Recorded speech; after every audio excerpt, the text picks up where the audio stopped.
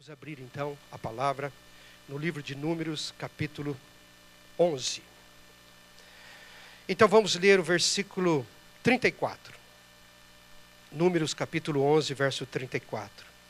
Pelo que o nome daquele lugar se chamou Kibroth Hattavá, porque ali enterraram o povo que teve o desejo das comidas dos egípcios. Kibroth Hattavá. De acordo com essa Bíblia comentada que eu tenho aqui, que é a Bíblia de Charles Ryrie, e em português a Bíblia anotada, Kibroth Hattavá quer dizer sepulturas do desejo. A tradução internacional em português diz o seguinte: por isso o lugar foi chamado Kibroth Hattavá, porque ali foram enterrados os que tinham sido dominados pela gula. Sepulturas do desejo. Nós estamos falando aqui de uma comunidade. Nós estamos falando aqui de uma igreja que tinha muita similaridade com a nossa igreja no dia de hoje. Hoje, quando nós sentamos aqui e olhamos para os 30 anos de história, um pouco antes, e a gente vê os líderes da igreja sentados aqui, vários deles foram meus presidentes, meus líderes. Eu já citei o pastor Darcy, aqui o pastor Terço, e esses líderes, o pastor Osmundo, outros líderes que estão aqui servindo a igreja de Deus, porque sabem que o ministério, o privilégio de fazer uma carreira na obra de Deus, é como se fosse uma corrida de revezamento. Correm, caminham, andam, quando estão completando a carreira, alguém deve correr ao lado desses que estão completando a carreira, para animá-los, fortalecê-los, pegar o bastão das mãos desses homens, dessas mulheres de Deus, e agora esta geração que assume o bastão, correr da mesma forma para levar à frente o bastão, a mensagem do Evangelho Eterno a todas as nações, povos, tribos e línguas do planeta. E depois vai chegando o nosso tempo também. Talvez nós aqui, professor João, já estamos olhando para o final da nossa carreira. Eu já estou mais cansado, nós já estamos mais cansados, mas aí já tem uma geração que está saindo, já tem, digamos assim, na nossa linguagem mais popular, uma fornada de líderes, homens, mulheres, educadores, pastores, líderes, músicos, ministros da música, para atender a necessidade da igreja, e assim o Evangelho caminha. Nós estamos falando aqui no capítulo 11 do livro de Números, de uma igreja em movimento, uma igreja em caminho, uma geração que assumiu o bastão, que assumiu o seu lugar, no período da história que Deus lhes designou, mas que infelizmente terminaram muitos deles nas sepulturas dos desejos, ou nas sepulturas do desejo. A história começa no verso 4, do capítulo 11 de Números. Aqui nós encontramos 4 protagonistas desse episódio, dessa história. No verso 4 identifica o primeiro protagonista, que é chamado de o populacho. Esse populacho é chamado antes na Bíblia de um misto de gente. Foi quando Israel saiu do Egito liderado por Moisés.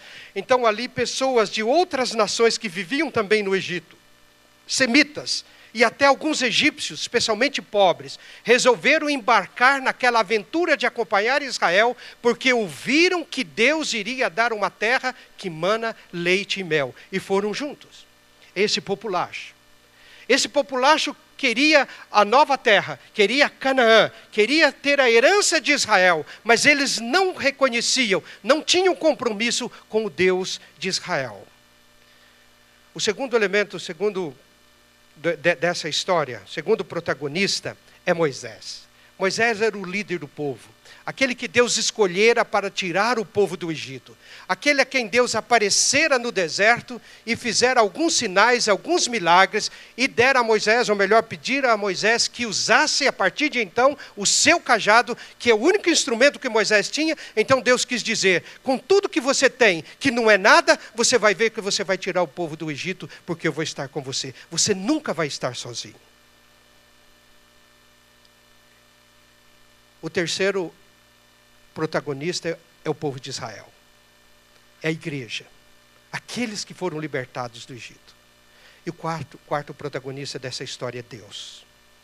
Nós encontramos então cada um deles desempenhando a sua parte, ou revelando a sua parte, ao longo do capítulo 11, que eu não vou ler todo. Mais alguns versos, o 4 em diante. O populacho que estava no meio deles veio a ter grande desejo das comidas dos egípcios. Pelo que os filhos de Israel tornaram a chorar e também disseram: quem nos dará carne a comer? Lembramo-nos dos peixes que no Egito comíamos de graça. Que ingratidão! Como comiam de graça? Se nós conhecemos a história de Israel no Egito, eles pagaram com sangue, pagaram com a vida. Os seus filhos foram mortos diante deles. E agora eles estão com saudade daquela comida, daquele paladar que eles desenvolveram ao longo da vida.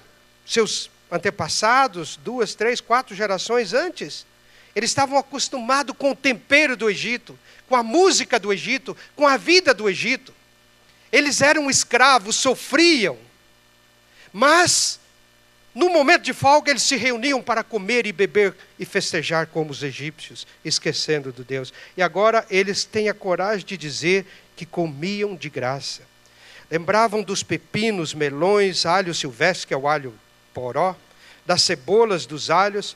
Agora seca-se a nossa alma e nenhuma coisa vemos senão este maná. Referindo-se ao alimento que Deus provera para eles como com desdém, este maná. Segurando aqui onde você está, mas se você ler o verso 21, você vê uma outra o capítulo 21, verso 5, você vê uma outra classificação desse povo em relação ao maná. Verso 25 diz assim, capítulo 21 de Números, verso 5, ou melhor. 21, verso 5. E o povo falou contra Deus e contra Moisés: porque nos fizeste subir do Egito, para que morramos nesse deserto, onde não há pão nem água? E a nossa alma tem o quê? Tem o quê? Tem fastio do quê? Deste pão vil, deste pão miserável, deste negócio detestável. Nós temos fastio, nós temos enjoo, não aguentamos mais olhar para isso. Sabe de uma coisa? Aqui no capítulo 11, o povo de Israel estava começando o segundo ano da caminhada deles em direção a Canaã. Realmente, nesse ponto da estrada, eles nem sabiam que poderiam cantar com toda razão: nossos pés feridos estão. Andamos no deserto abrasador, indo longe Canaã, indo longe Canaã. Eles estavam muito perto. Eles estavam para entrar na terra de Canaã. Se vocês olham os capítulos seguintes, vocês vão ver que ele já estava ali em Cádiz Barneia, no limite da terra de Canaã. Eles já estavam para adentrar a terra de Canaã. Estrategicamente, Deus os segurara no Monte Sinai por quase um ano, para dar-lhes as leis, para ensinar a construir o santuário, para dar as leis sociais, as leis civis, as leis de saúde. E agora eles já iam entrar na terra de Canaã. Mas justamente por causa dessa revolta, e depois no capítulo 13 você vai ver outra revolta dos próprios irmãos de Moisés, Arão e Míriam. Depois você vai mais para frente, você vai ver o primo de Moisés, chamado Coré, que tinha muitos privilégios, atuava e trabalhava também no santuário. Ele tinha uma parte importante no ministério. E dá para ver que era um talento extraordinário esse Coré. Reuniu outros líderes ali da tribo de Ruben, que era a tribo do primogênito, e fizeram uma insurreição contra Moisés. Vocês vão ver no capítulo 16 que Deus agiu e a terra abriu e engoliu Coré e aqueles rebeldes. Você vai ver que no capítulo 14, depois de espiar a terra e trazer aquele relato de que a terra realmente manava leite e mel, mas eles disseram que eram como gafanhotos diante de gigantes. E ali Deus falou: vocês passaram 40 dias rodeando a terra, pois vão ficar 40 anos no deserto. Somente 2, Josué e Calebe, entraram na terra prometida. Mais de 39 anos quase depois desse episódio que nós estamos lendo. Queridos, aqui é uma grande lição para nós. Antigamente nós cantávamos: nossos pés feridos estão, indo longe Canaã, indo longe Canaã. Hoje nós mudamos um pouco a música. Hoje nós cantamos um pouquinho mais, só um pouquinho mais, e eu virei aí te buscar. Há um céu que Deus chamou de lá. Nós mudamos a música, mas ainda estamos olhando para o futuro, estamos mais perto, mas ainda não chegamos. Então, o paralelo com esse episódio do capítulo 11 é muito grande em relação a nós que vivemos hoje no século 21. Depois de celebrarmos aqui 30 anos, que parece ontem para todos nós, para esses líderes que estão sentados aqui, para nós que estávamos no início da nossa carreira ministerial e agora estamos aproximando daquilo que a igreja determina para nós, 35, 30 e pouco mais de anos de trabalho. Tantos milagres, tantas realizações, e nós estamos cantando só um pouquinho mais, mas ainda não chegamos. E é por causa disso que esse populacho se levantou. Começou a ter saudade do Egito, reclamou. Então, o verso 7 nós lemos, eles disseram que eles só tinham este maná. Então o verso 10 entra em cena Moisés, que ouviu chorar o povo por famílias à porta da sua tenda. A ira do Senhor agora entra em cena, o Senhor grandemente se acendeu e pareceu mal aos olhos de Moisés. E aí Moisés começa a reclamar para Deus.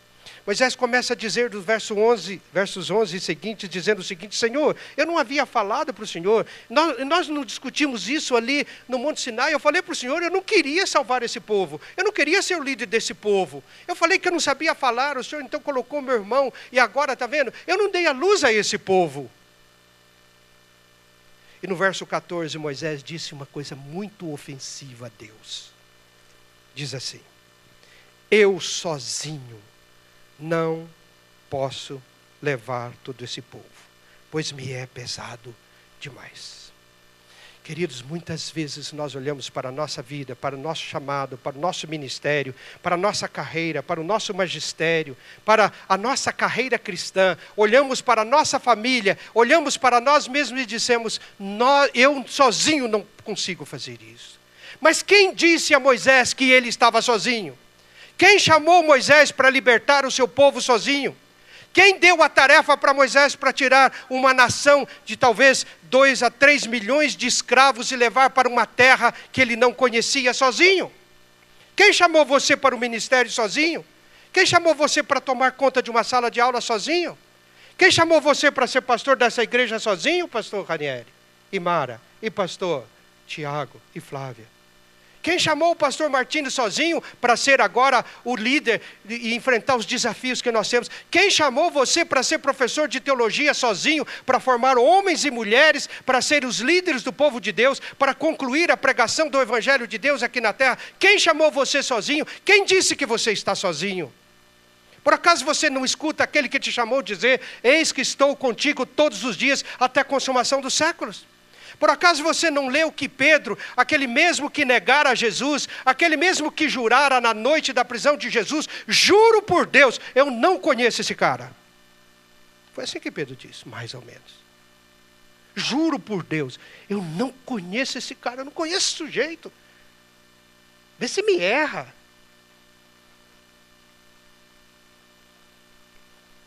E quando Jesus olhou para ele foi chorar. Talvez dos apóstolos, além de Judas, ninguém esteve tão próximo de ter uma mansão no inferno quanto Pedro, se é que existe mansão no inferno. Porque Jesus mesmo advertira, lembra? Pedro, Satanás requer você. Ele está te cirandando, ele conhece o seu temperamento. Você fala demais, Pedro. Você critica demais. Você não fica quieto nem no culto. Você repara o que todo mundo está vestindo, como as pessoas falam.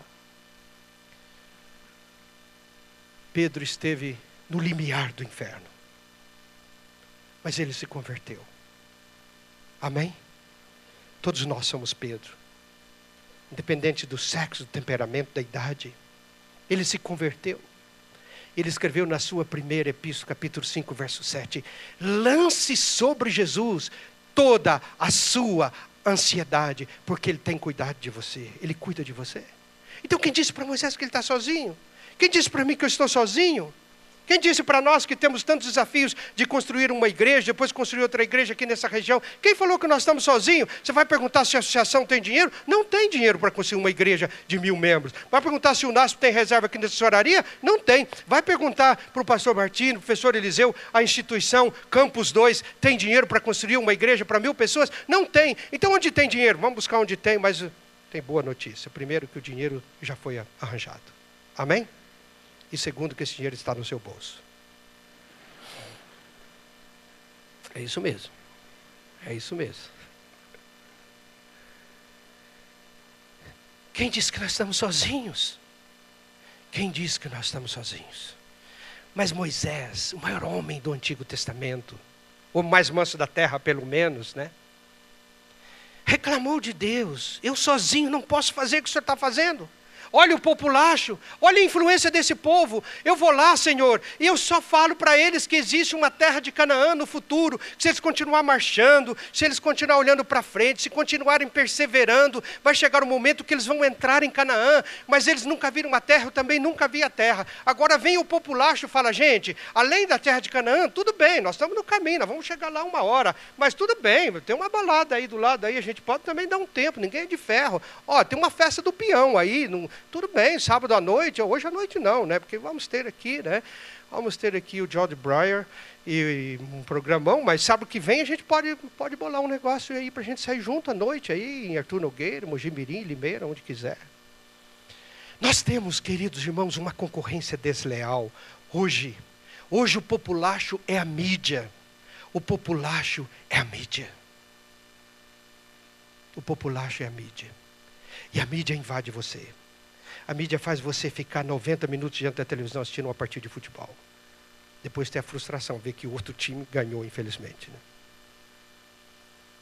A mídia faz você sentar todas as noites diante da televisão e ficar 1, 2, 3 horas assistindo uma coisa que está contaminando você, que está tirando de você o gosto pelas coisas espirituais, está tirando de você aquele treinamento que o Espírito Santo está fazendo em você, para você não ter dificuldade de adaptação na Canaã. Ou seja, está trazendo as delícias da Canaã celestial para você hoje. É nesse sentido que eu entendo a música do maestro Jader, que o céu é aqui. Eu digo, o céu começa aqui, porque as delícias do céu, estar na presença de Jesus, é o privilégio que nós temos hoje. Mas a mídia, o populacho está tirando isso de você. Hoje, nós encontramos esses 4 protagonistas atuando também. O populacho do século 21 começa dizendo assim para você que é estudante aqui na escola, fala sério, o que havia de errado, o que há de errado nessa singela vontade de reunir todo mundo para irmos a uma churrascaria após o culto de sábado? Qual o problema? Principalmente às custas de Deus ou de alguém. Ele já está pagando mesmo, ele é rico. Afinal, qual a diferença para Deus de dar um churrasquinho acompanhado de um vinho, de uma cervejinha, ou dar um maná, uma comida insossa de soja? Parece racional.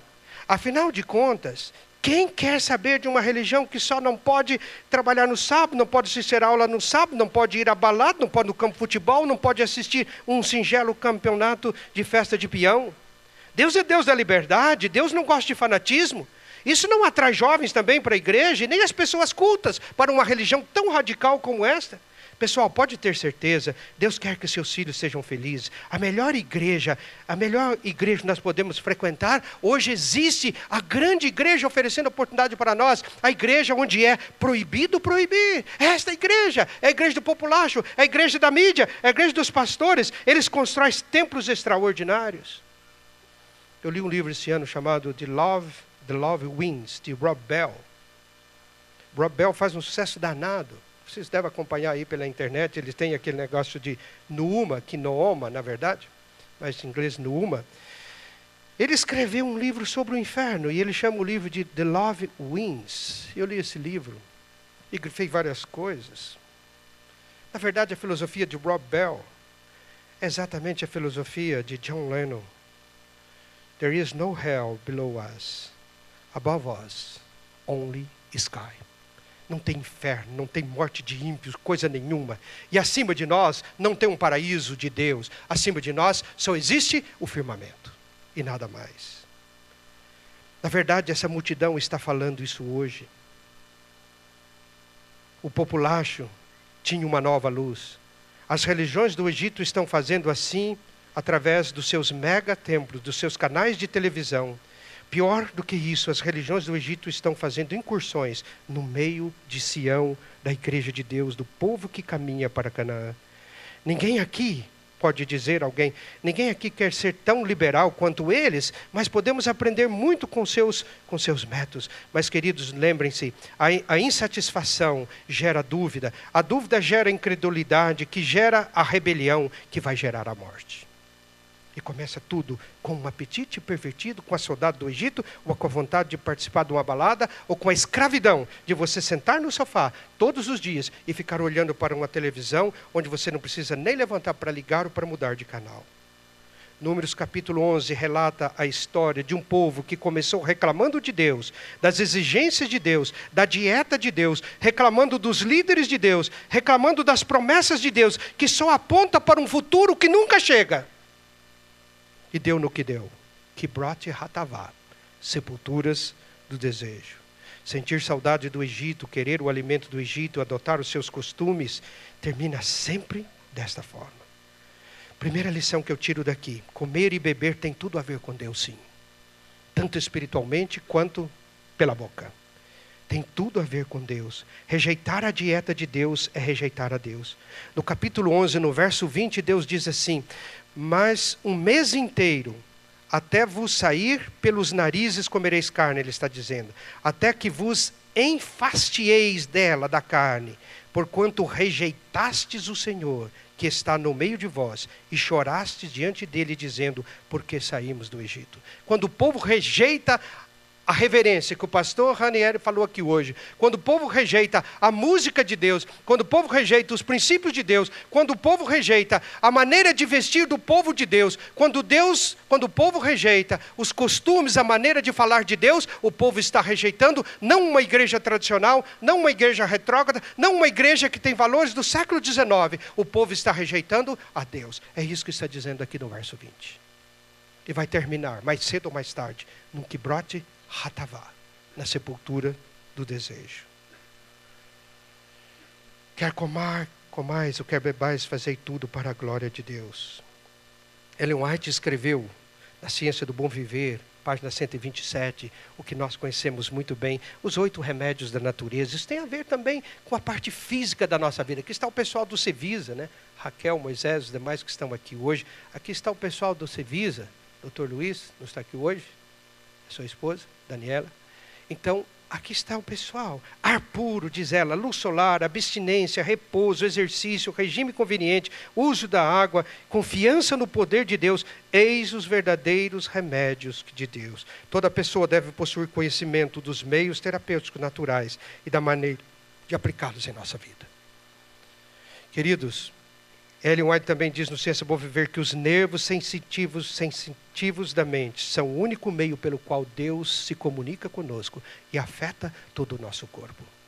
Se a nossa mente está entorpecida, inebriada pela proposta do populacho, pela mídia, tanto ingerindo, tanto na forma de comer ou beber, como principalmente alimentando a nossa mente, através da mídia, através da internet, através dos meios de comunicação que invadem a nossa vida e decidem por nós, vai chegar um momento que nós não vamos mais aguentar o cheiro do maná espiritual e nós não queremos mais ele.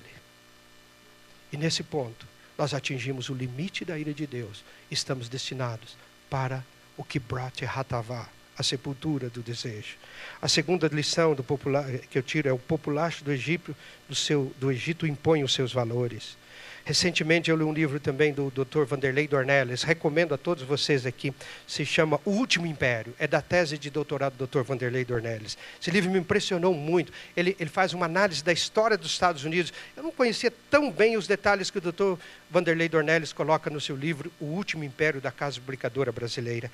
Mas há uma coisa que ele destaca, que eu queria destacar desse livro, que ele diz o seguinte, no final do livro, em algum momento, ele diz o seguinte, que o inimigo número 1 do homem moderno, no começo, no meio, na parte inicial do século XX, era o nazismo. Então, o nazismo foi derrotado pelos aliados, pelos americanos, pelos países da Europa. O nazismo foi derrotado. Aí o segundo inimigo do homem moderno passou a ser o comunismo. Aí começou a Guerra Fria. O comunismo precisava ser erradicado. Mas desde a queda do Muro de Berlim, no final da década de 80, então, agora acabaram os inimigos comuns. Então agora todos os líderes das religiões, inclusive muçulmanos, dizem o seguinte, que o inimigo número 1 do homem moderno é Não mais o cristianismo, não mais o islamismo, não mais o nazismo, não mais o comunismo, não mais o ateísmo, mas o inimigo número 1 do homem moderno, e que é nocivo à sociedade do século XXI, se chama fundamentalista. Eles precisam ser identificados e eliminados. E você é um fundamentalista nessa classificação. Sabe por quê? Porque você acredita na Bíblia. Você acredita nas profecias de Apocalipse. Você acredita que existe um céu na nossa frente. E um Kibroth Hatavá, que é o lago de fogo, o último Kibroth Hatavá, que é o lago de fogo e enxofre, onde os ímpios e Satanás serão destruídos. Você é um fundamentalista.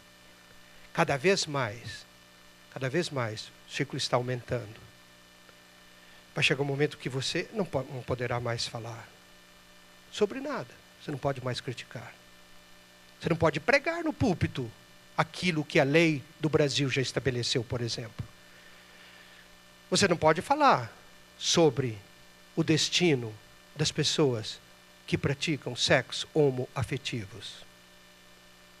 Nem falar homossexualismo, porque esse é um palavrão que não se fala mais. Pode falar gay, mas não homossexualismo, que é ofensivo. Ok, tudo bem, vamos respeitar as pessoas também, sem dúvida. Você não pode falar isso. Você é um fundamentalista. Alguns anos atrás, Rick Martin apresentou ofereceu uma entrevista na revista Veja, e no final da entrevista, alguém lhe perguntou, porque ele já tem 2 crianças adotadas junto com seu companheiro, né, com seu namorado, e dizendo, agora quando o seu filho crescer e for para a escola, o que os coleguinhas vão falar agora, sabendo que o seu pai é gay, mora com outro homem? Ele vai falar, o meu filho está sendo educado da seguinte forma, quando ele chegar na escola, ele vai levantar o peito e vai dizer com muita propriedade, com muito orgulho, o meu pai é gay, ele é feliz e eu sou feliz. O seu pai não é gay, que pena para você. É o mundo que nós estamos vivendo. Eu ouvi outro dia uma entrevista curta a parte que eu assisti, impressionante, com Jean Willis, que ganhou o Big Brother, acho que em 2005. Maravilhoso ouvir a pessoa falar que ele é gay e explicando, inclusive a entrevistadora dizendo, você é bissexual. Não sou bissexual. Bissexual é outro tipo, eu sou gay. Então você vê as pessoas tão inteligentes, tão talentosas, que dá gosto você estar perto dela, conversar com elas. E você não tem como não respeitar, e essa é a nossa obrigação, o mínimo que podemos fazer uns com os outros. Mas essa semana, dos programas de Bíblia que eu tenho aqui no tablet, eu tenho o e-Bible, que tem um comentário de Henry Matthew. Muito bom. Você pode baixar por $12. Mas pode ver na internet de graça, mas se quiser baixar, você baixa. Faça propaganda, muito bom. E todos os dias aparece uma pergunta bíblica, e essa semana veio a seguinte pergunta: como você explica Romanos capítulo 1, que disse que Deus então deixou as pessoas ali com uma disposição mental reprovável? Como é que você explica isto? E no dia anterior tinha feito a seguinte pergunta: pode uma pessoa ser gay e ser cristão ao mesmo tempo? Então ele analisa Romanos capítulo 1. Eu vou ler 3 versículos aqui de Romanos capítulo 1. O que o populacho, a mídia está promovendo isto. Mas Romanos capítulo 1 começa no verso 18, dizendo que a ira de Deus se revela do céu contra toda a impiedade e perversão dos homens que detêm a verdade pela injustiça. Porque Deus poderia ser conhecido pela revelação, através da natureza, nem está falando do Evangelho por enquanto, mas que Deus poderia ser conhecido, a sua vontade conhecida através da revelação da natureza. E agora no verso 24, 26 e 28, por 3 vezes o apóstolo São Paulo usa a expressão entregar ou entregou, Deus os entregou, diz assim: por isso mesmo Deus entregou tais homens à imundícia pela concupiscência do seu próprio coração, para desonrar o seu corpo entre si. Pois eles mudaram a verdade de Deus em mentira, adorando e servindo a criatura em lugar do Criador. Verso 26, por causa disso Deus os entregou a paixões infames, porque até as mulheres mudaram o modo natural de suas relações íntimas por outro contrário à natureza. Aberração sexual entre um homem e uma mulher que pode acontecer até entre um marido e uma mulher devidamente casados. Semelhantemente, os homens também, deixando o contato natural da mulher, se inflamaram mutuamente em sua sensualidade, cometendo torpeza homens com homens, recebendo em si mesmo a merecida punição do seu erro. Você não pode tirar isso daqui da Bíblia. Mas o populacho já tirou. A mídia já tirou. E se você lê isso aqui, se você acredita nisso aqui, você é um fundamentalista. Você está sendo classificado como inimigo número 1 da sociedade moderna. E no verso 28, por haverem desprezado o conhecimento de Deus, o próprio Deus os entregou a uma disposição mental reprovável para praticarem coisas inconvenientes. E assim descreve. Deus manifestou a sua ira, de que forma? Não lançando esta geração do apóstolo São Paulo no Kibrot Hatavá, a destruição, mas na sepultura do desejo. Mas a ira de Deus também se manifesta da seguinte forma: Deus deixa o homem fazer o que ele quiser e acreditar que aquilo é verdade e construir uma vida, construir uma família, construir uma geração, construir uma sociedade, construir um país baseado nessas mentiras. É por isso que nós caminhamos. E a mídia está aí, o populacho está aí. Mas nós não estamos sozinhos. Indo para o final, nos lembramos do que Deus diz em 1 João 2,15: não ameis o mundo, nem as coisas que há no mundo. Porque tudo que há no mundo, a concupiscência da carne, que é o desejo pelo prazer, a concupiscência dos olhos, que é o desejo pelo ter, e a soberba da vida, que é o desejo pelo poder, não procede do Pai, mas do mundo. O mundo vai passar com todas essas coisas. Queridos, hoje nós podemos e devemos nos levantar aqui e olharmos para a nossa igreja e agradecer a Deus pela história dessa instituição, que começou, na verdade, em 1915, não é isso, pastores? 1915, com John Boyne. Outro dia eu tive o privilégio de visitar, pastor Roberto, a região de São Martim, Crespo, Diamante, onde começou o Adventismo na América do Sul. Ali tem uma igreja, tem uma escola mantida ali, né? É uma coisa maravilhosa. Quanta inspiração a gente olhar aqueles homens ali que chegaram no navio pelo mar, pelo rio Paraná, ou melhor, ali no norte da Argentina, e começaram ali aquilo que se tornou Puigre, hoje a Universidade Adventista del Plata. De lá, então, o Evangelho espalhou para a América do Sul. Hoje nós estamos aqui com essa celebração maravilhosa. Queridos irmãos, ao olhar, então, para o passado, nós podemos dizer: nada temos a temer quanto ao futuro, a menos que nos esqueçamos a maneira como Deus nos tem guiado e as lições que nos tem ministrado ao longo da história do NASP. Campus 1, Campus 2, Campus 3, do Adventismo no Brasil, na América do Sul, com 150 anos de história da igreja. A Novo Tempo produziu um excelente vídeo, vale a pena você baixar da internet e assistir, se você não tem a Novo Tempo, mas de qualquer forma baixa, pede para alguém colocar num DVD para você. É muito linda essa produção que o Stout, que é o novo diretor da parte de televisão, e também a Larissa Prois produziram junto com a comunicação do Conferência Geral, o pastor Williams Costa Jr. E nesse vídeo, ao momento que o pastor Dwight Nelson diz assim: os últimos 5 minutos da história desse mundo serão extraordinários. Vão acontecer coisas que nós não imaginamos que vai acontecer. Então, olhando os 150 anos da organização da Conferência Geral, nós podemos dizer: graças a Deus. Querido, nós caminhamos então para um momento especial da história da humanidade. Então, hoje, o populacho infiltrou também na nossa igreja, infiltrou em Sião, e nós precisamos estar de olhos abertos para proteger os nossos jovens, os nossos estudantes, os nossos filhos, o nosso rebanho. Todos nós temos um pouco mais de experiência. Uma vez, o pastor Enoque de Oliveira estava em Glacierville, no Colorado, tratando da questão de Desmond Ford. Então, o pastor Enoque de Oliveira, que era vice-presidente da Conferência Geral, disse para Desmond Ford ali, naquele momento, o presidente da Conferência Geral estava lá, o pastor Neil Wilson e os teólogos do Brasil, alguns teólogos do Brasil, o doutor Andrew White e outros. Então, o pastor Enoque disse então para Desmond Ford: então, já que você está falando que a sua mensagem é 100% adventista, então vamos fazer o seguinte: eu sou um pastor evangélico, eu sou um pastor protestante, então me convença agora que a doutrina do santuário é uma doutrina verdadeira. Porque Desmond Ford estava negando que o livro dele tinha heresias, que não é contra o adventismo e assim por diante. Então Desmond Ford olhou para o pastor Enoque de Oliveira e diz o seguinte: aí vem você com essa sua teologiazinha do terceiro mundo.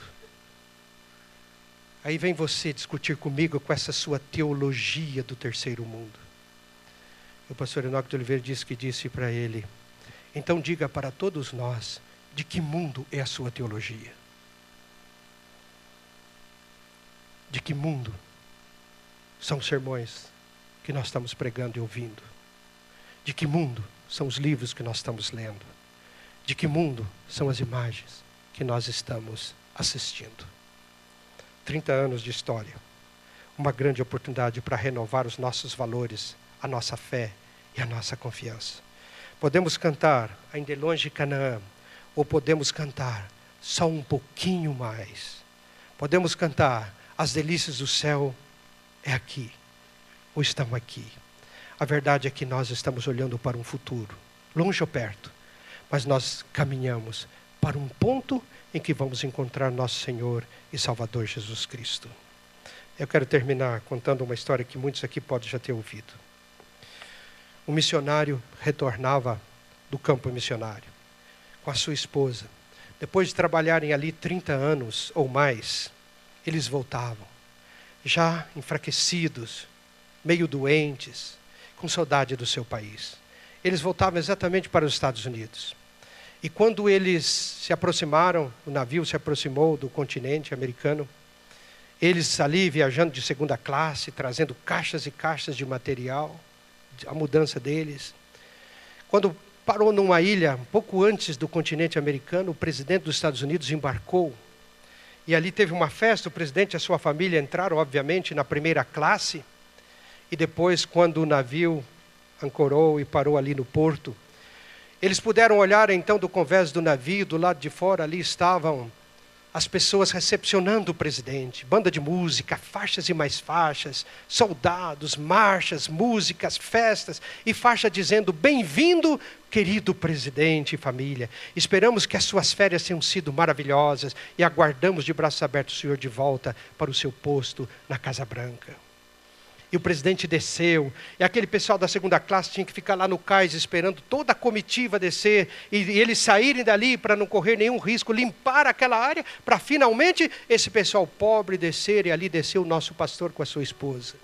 E quando eles pisaram na terra, não tinha mais banda de música, não tinha nenhuma faixa, não tinha ninguém ali esperando por eles. Aquele homem teve que contratar ali um transporte barato para levar as suas coisas para a casa onde eles iriam morar. A mesma cidade que deixaram há 30 anos atrás, muitos dos seus amigos já tinham morrido, mudado, eles não conheciam mais ninguém, os seus filhos já tinham crescido, já tinham netos que eles não conheciam. Então aquele homem ficou muito aborrecido e amargurado e disse para a esposa: que injustiça, que injustiça. A gente deu a vida para servir a Deus, transformar a vida de um continente, de um país onde vivemos. Vimos nossos filhos ir embora da gente, não conviver mais conosco, casaram. Agora vamos encontrar netos que nós nunca vimos, só sabemos da existência por cartas que chegaram a nós semanas e semanas depois de serem postadas. É uma injustiça. Aquele homem ficou muito aborrecido, muito triste. E ele começou a ficar doente. Ele não entendia. Andava pela rua, ninguém o conhecia. Ele era um estranho agora onde ele voltou a viver. Não podia voltar de onde ele veio, porque era tão longe, era estranho também lá. Não tinha lar mais, não tinha mais pátria. Ninguém para recepcioná-los. Ele começou a ficar depressivo. Então a sua esposa o chamou e disse: escuta, por que nós fomos para o campo missionário? Deus nos chamou. A igreja nos mandou, vamos chamar de Deus. Então ela disse: então fala o seguinte, fale com Deus, fale com Jesus, conte para Ele, conte que se voltou, ninguém te recepcionou, ninguém está aqui nos recebendo, conta que é com os nossos filhos, conta o que aconteceu com os nossos netos, nós nem conhecemos nossos netos, conta que nós estamos abandonados, estamos esquecidos. Passaram alguns dias, aquele homem não comia, não bebia, mas numa manhã, café da manhã posto ali, ela pôs ali, como sempre, mas Não acontecia nada, ele entrou assoviando, feliz, cantando. Mulher, vamos cantar. Orou feliz, comeram. Meu marido sarou, graças a Deus, que ela estava orando por ele também. Finalmente, depois de comer, ele saiu, pegou na mão. Vamos dar uma caminhada, minha querida esposa. Vamos caminhar pelas alamedas aqui, do bairro. E ela falou, tudo bem, vamos. Vem cá. Ela perguntou, você falou com Jesus sobre os seus problemas, sua decepção? Ele disse, falei com Jesus. E Jesus te respondeu? Ele disse, Jesus me respondeu. E foi bom para você? Ele disse, esposa, estou curado. E o que foi que Jesus falou para você? Ele então disse, ele disse para mim que nós ainda não chegamos em casa. Nós ainda não chegamos em casa. Mas quando chegarmos, vai ter uma festa.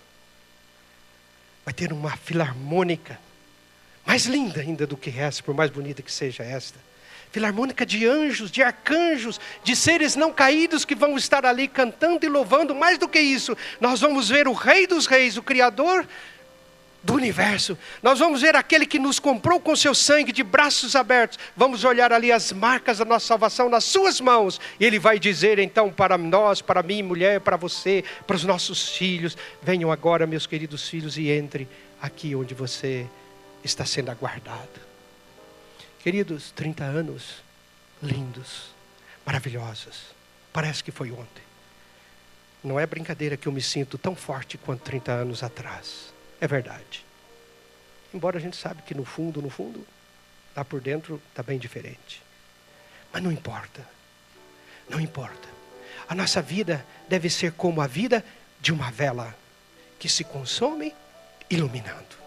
A nossa vida e a nossa fé deve ser a como de Policarpo, bispo de Esmirna, quando foi aos 86 anos, mais de 80 anos, sendo ali queimado por não adorar o imperador, o seu próprio carrasco, dizendo, por favor, bispo, apenas fala uma palavra de louvor ao imperador, nós não podemos te matar, nós não queremos te queimar. E ele disse, se cada fio de cabelo da minha cabeça fosse uma vida, Senhor, eu te daria com a mesma alegria que eu estou te dando esta.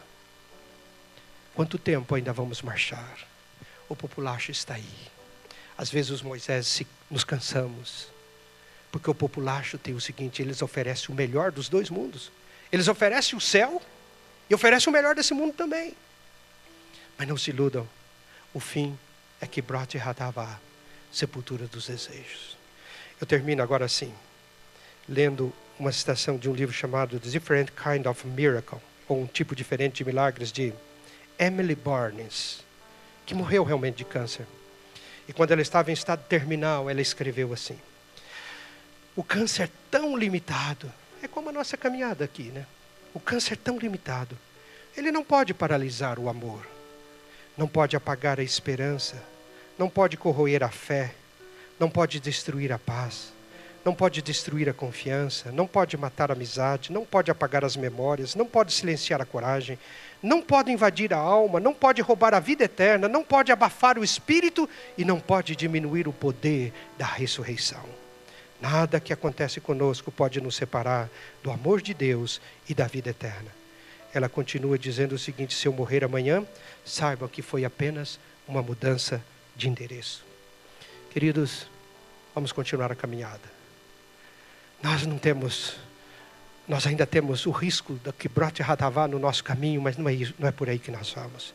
Vamos seguir Moisés, vamos seguir a palavra de Deus, vamos seguir os líderes que nos orientam aqui, os nossos professores, os nossos irmãos. Ainda é longe Canaã? Possivelmente. Possivelmente, muitos ou todos de nós não vamos ver Canaã como Moisés não viu.